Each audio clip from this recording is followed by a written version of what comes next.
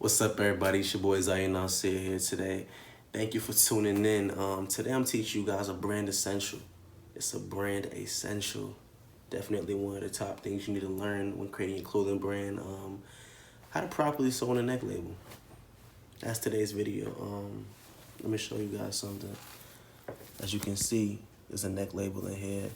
No moving. Look at that. I'm pulling it as hard as I can. No moving. It's not coming out in the wash. Boom. You got your stitching secured. Got your back stitching secured. Yeah. So I'm gonna show you guys how to do that today. What you will need for this project, not for this project. What you will need is a sewing machine, thread, scissors. If you can have many scissors, that would be better, but that's all you need, and some neck labels. All right, let's get into it. All right, so here in my sewing machine, I got my tension on 2.5 to 3. I have my width on 0. You don't need that on. I got my stitch length on 2.5, and I got my stitch on a straight stitch. So what we're gonna do to start off is we are going to put our presser foot down first of all. Put the needle all the way down on the top edge. I don't know if you guys can see that on the top edge right there. Let me zoom in so you guys get a better view. Okay. So I have my label on the top edge right here, right? So what I'm gonna do, I'm gonna press on my presser foot slowly, only going up about a centimeter. And now once I went up a centimeter from the top edge, I'm gonna hold down my reverse button right here, right? Hold down my reverse button. And then once I hold it down, I'm gonna go back over the top edge, just over the top edge, 1 stitch on the shirt, right? Then I'm gonna go all the way back down to the bottom of the label, right over the edge, and then reverse up, and then back down one more time, and you're done. So you take it off, and you will know if you did a good job. You wanna get really close to the stitching, so you wanna cut that right there. You will know if you did a good job if you just see a straight stitch on the back. If the back is all lumpy and there's a whole bunch of stitching and it looks real ugly back there, you need to check your tension, your width, your length, and your stitch setting. It could also be you wound your bobbin wrong too, so that's also a possibility too. So just check all the parameters if that's happening to you. So after you do 1 stitching, you just cut the back real closely so it looks nice and clean, right? Quality over everything. So cut it real closely. Boom. Other side. Same thing. Over the top edge. Press needle always down when you start. A little bit up, right? Reverse. Back over the top. Now down all the way.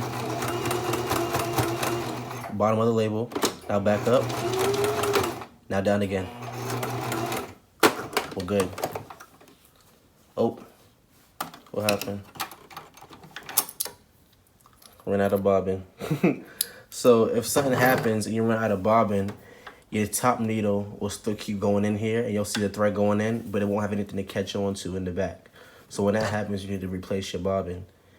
And so this happens, I'm gonna teach you guys how to wind the bobbin now. So what you wanna do is you wanna cut the tip so that it's straight, right? What you can do is put it through the top part of your bobbin, so it looks like that. I'm gonna put it all the way over here, press it down, slide it to the right, and press on my pedal fully.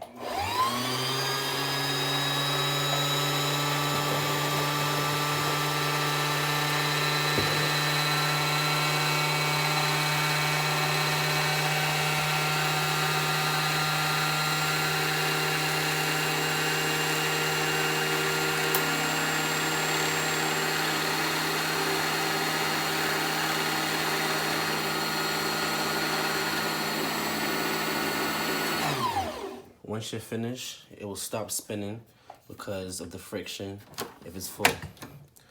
You would take it off, right? Cut it. You want to leave this much thread hanging from your bobbin, right?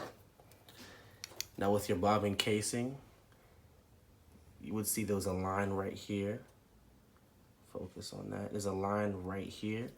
So what you would do is you would put it down that way and make sure when you pull it, it pulls to the side of this line, right? You would hold this top piece down like this, pull it down this little notch, pull it to the side, and you're done. Now, since we started our machine, we're gonna pull these two. The reason I pull this thread right here is because sometimes I forget to start when I press the foot down, my needle down, and it'll suck the thread all the way up, and I have to rethread the whole machine again, so I always pull it so there's extra thread hanging. Now, as we talked about, top edge, right here, down, reverse, over the top edge. It doesn't matter if you get on the shirt a little bit, that's fine. All the way down to the bottom of the label. Reverse. One stitch down. And you're done.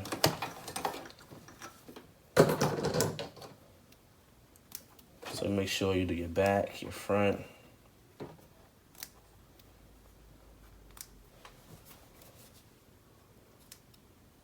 And you can get real low to it too, so you can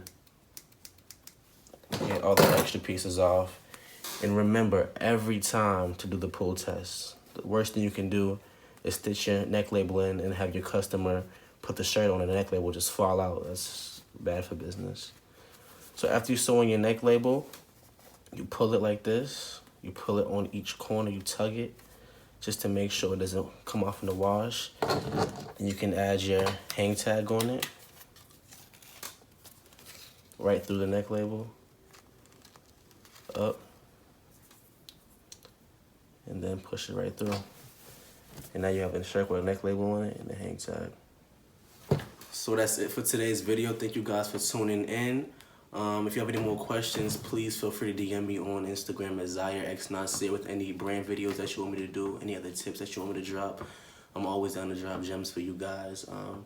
And yeah, so I hope this helps you, a lot of you guys out with sewing in your neck labels as an essential part of your branding and your business.